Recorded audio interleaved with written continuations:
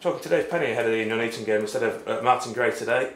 You've got a different role since I last spoke to you. What do you think when you're sitting at the back of the main stand watching the game on Saturday? Well, I've sat there for probably 2 or 3 games now, I think it is. So it's a different picture. Frustrating is not. It's not frustrating in terms of, you know, I've never sort of been a shouting a razor from up there, and you can see things. You can see a different picture if you like, and a better picture at times, and that's why Brian will sit up there for Martin on a weekly basis. So that's where he gets his info from back there. Me and Brian had a couple of chats, and you know, everybody can pick a different team, and everybody can play great from the stand, can't we? So, but no, it's just a different role. It's I tried to sort of have a little look at the bigger picture really on Saturday in terms of I had a chat with a DJ and the music man, just try and make it a better atmosphere, if you like, before games. You know, I went to various clubs and watched games, and it's getting to be more entertainment, shall we say, before and during and afterwards. So if we can try and make it a better match day experience for the supporters, you know, when they come in the ground at 2 o'clock and the music's more current and more upbeat, shall we say, then it makes it a better match day for the experience for the supporters and for, as players as well, warming up, and it's more upbeat and a bit of a high tempo music. You know, all these little things help, and it's. I know you can't please all the people all the time, because you'll have 5-year-olds that's wanting to listen to Peppa Pig or something, and then you've got 70-year-olds like myself that wants to listen to Neil Diamond. But you've got to try and please all the people all the time if we can, and just make it a bit more of a better experience when people come through the gates. And you say you spoke to Brian a couple of times during the game. How much of an impact can you have now on a match day, or do you just have to step back now and say, you know what, I've got to leave it to the guys down there? Yeah, I mean, listen, it always has been Martin's decision, whatever team he picks, whatever formation he goes with, set plays, etc. I've always been as a mentor and a sounding board, and I still am on a daily basis. And if he wants my opinion, he'll get it, and I'll tell him sometimes, you know, as well. But again, you know, when you're the man, the number one, you make all the final decisions. So, you know, if he asks me opinion, I'll tell him. But again, he's got Sean and he's got Brian down there, who's worked with at Darlington before. So, you know, we trust their opinion as well as mine. So, no, we'd let them get on with it. And like I said, on Saturday, I just tried to have a bigger picture, if you like, of seeing, you know, what happens in the warm-up, when instead of doing the warm-up, what's in and around the ground at half-time and stuff like that, and having a chat with a few people, and just, like I say, trying to make it a better match day experience if we can. Are you surprised that maybe more clubs don't have somebody else, one of the backroom staff, sitting higher up in the stand? Because you do get a different perspective to what you get at pitch side. I think was it Sam Allardyce used to, I don't know if he still does, he used to sit in the stand in the first half with his mic on and he'd clip this, clip that. So yeah, I know if you watch rugby, then all their coaches sit up top and have a better picture of it. So it's a fine line, because I've been there myself, and there's many times where I think, right, I'll sit in the stand, but you can't really affect it with your voice, and you see many managers up and shouting and ranting and raving and encouraging and getting the point across. So it's a fine line, and you know, sometimes when you sat up there, I think one game I've ended up shouting onto the pitch, and it doesn't look very great, is it? So no, I think from a manager's point of view, we would like to be there and encouraging and being in the heat of the battle, if you like, and then having somebody upstairs like Brian that can raise his opinion as well come half time. There's some more questions about on-pitch things. I appreciate you may not be able to answer all of them. A poor weekend results-wise for City, with the other results going against them as well, the loss to Harrogate. Martin has spoken about the mentality of some of the players here, which you obviously know quite a lot of them quite well. Do you think, are you concerned that the pressure as it mounts of these last 4 or 5 games, where they know they're going to have to win 3, maybe 4 of these games to definitely get that playoff space, do you think they're going to be able to cope with that pressure? Well, just going back to previous games and previous Tuesday, Saturdays, results have all gone our way. When you've come in the next day and said, oh, was it Spennymoor going to be 3-2 at Telford on the Tuesday, so results have gone our way. So sooner or later they were going to go against us. Going back to the game on Saturday, I thought for a good, till the goal really, I thought we was good, if not better than them. We didn't quite look to have that cutting edge, and that's been well documented when he was in John Park, in Louis, and Alex Kempster's come in and done well. So we knew we were a little bit light in that area, as we spoke earlier about set pieces might be a key. Having said that, both goals were from restarts, from our goal kick and from a set play of theirs, so obviously we need to look to do that better. In terms of mentality, they're at a big club. They have to stand up and be counted. We've got more senior players, in my opinion, than most clubs. So the likes of Sean, Hamza, Dan Parslow, Adam Bartlett, they're the ones that's got to come through and guide the youngsters that's perhaps not quite been in this. I think in the last last couple of seasons, then there's always been somewhat on the game. Somewhat on games till the very last game, shall we say, especially last year as well, as I'm well known from my other club. So no, they have to step up and sort of guide the youngsters through. So we shall see. I don't want to dwell on the reactions in the crowd, especially at the full-time whistles, there's a few boos. But from your experience in football, do you think it can sometimes be easier to play away from home than it is at home at times? It's nice to get on the road and spend a bit of time together. Yeah, and perhaps the pressure's not as much. Having said that, we take great following wherever we go. So personally, I would always like to play at home. You know, I want my home supporters behind me, and there were. Don't get me wrong. I thought they were great. 3,500 in there, made a decent atmosphere up to the first goal, and then you're hoping that they stay with you and keep giving you that support. But I get it. You know, we're not happy when we not win games. I think I'm not quite sure when's the last time we got beat at home. So before Christmas. So we've been doing okay at home in terms of result wise. So no, I prefer much to be at home. But I get the question. We've got 3 away games from home now, so we have to pick points up. How much of a boost just when a new man comes to a football club? How much can it give a team? Because Nuneaton are doing pretty well now after their slow start to the season. Well, I know Dino. Who left who's left and gone to Stephen's quite well. I played with him at Doncaster and when he was starting and I was finishing. So Dino did a great job and get him up and running because we were really in the bottom 2, I think, when he first went in there. So Dino got him going in the right direction.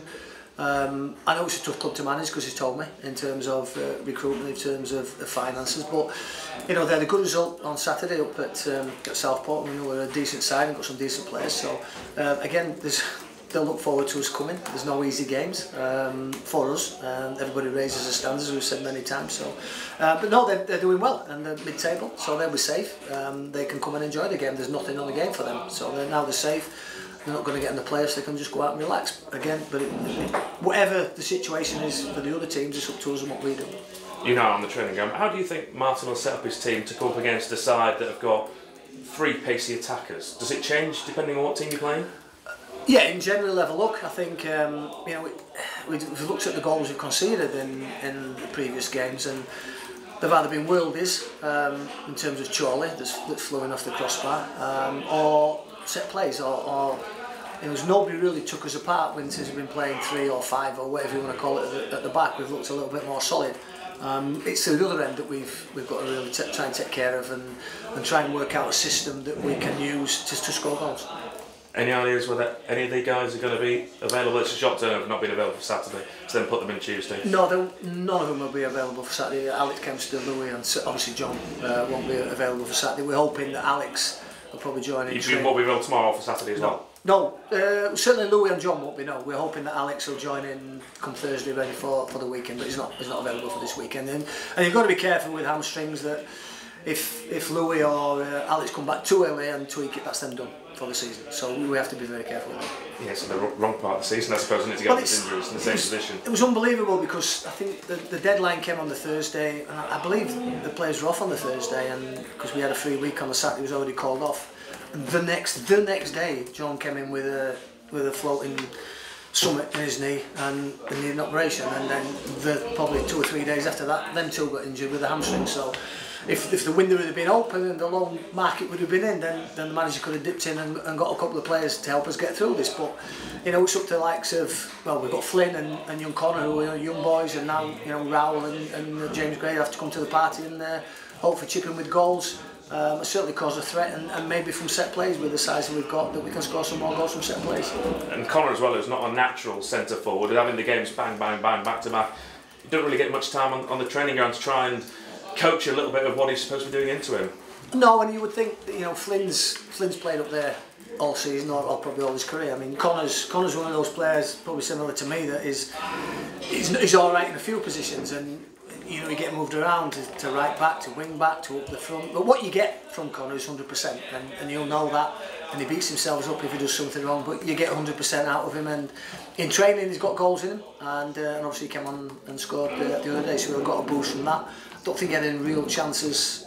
Maybe could have gone past John McComb first half, a cleverer player might have stepped across McCoom and bought a penalty. I think young Ady got through and ended up falling over, so we're just missing that cutting edge at the moment. And Flynn McNaughton, from your time as a manager, would you ever think twice? I suppose you always got to think twice, but how hard is it to chuck a 17-year-old in who doesn't really have much experience from the start in a game like this?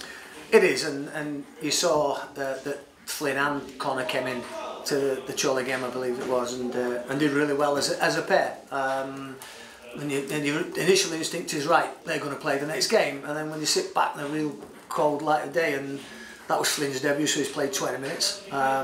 Connor's probably started 3 times, is it, at best this season? Can you stick them both up against Harrogate Town, and John McCoom has played 300 or 400 league games, and expect him to do well? So yeah, you've got to look in the cold light of day and say, right, in reality it's not being fair on the kids as well as the team, and expecting them to go and do that kind of a job. But somebody's got to start somewhere, so as I said, Flynn had a great first 20 minutes in his debut, and that was Connor scored in that goal, that game. So you're hoping that there's something to come from him, and then they're fresh and alive and no fear, if you like. So it's just a matter of getting the balance right when you do play.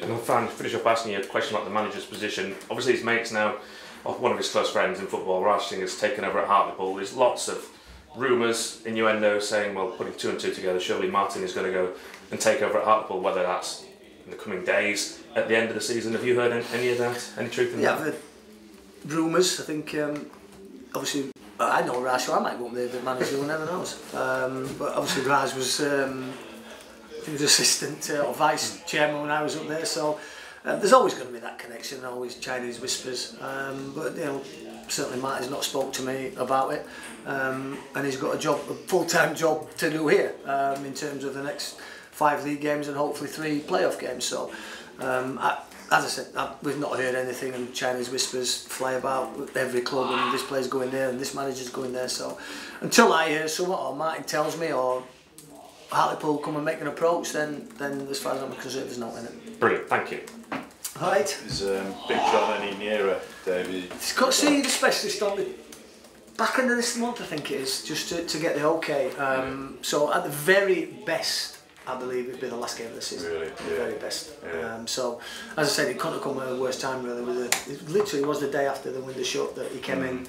He started training, he's a bit sore. He went so busted, had a scan, and there was a floating bone there that needed to be took out. So, John knows his knee better than anybody else. That he's has managed it for a long time now. So he must be gutted as well. Yeah, very much so. It's the business end of the season, as he always say. So he want to play a part of it. So, hopefully we get him back as quick as we can. Hopefully it'll be before that, but certainly that's the timescale we've been given at the moment. So let's get in the playoffs and have him back for them 3 games for the playoffs. Subject the one positive injury-wise, Clovis Canjo came on. Yeah, Clovis came back in, and it's funny because when he'd been out for a long time and I'd not seen him play, and I had a chat with him, and I said he's going to take 5 or 6 games, reserve games, to get back to being fit, which he wasn't happy about. He thought it'd take him. Thought he'd be back quicker than that as his first team senior pro, but as it's worked out, came back. I think he played 45 minutes, and then he maybe played now. Then he got a calf strain, and then he got back fit again after probably 2 or 3 weeks, and then he got a groin strain. So invariably, when you've been out a long-term injury, the length of time he has, it's not necessarily that injury that puts you out again. It's a little injuries that come along with a calf or a hamstring or stuff like that. So no, it's good to see him get back out there. I'm sure the supporters enjoyed that, so hopefully we can keep him building him back now. Yeah, lovely. Cheers, Dave. All right.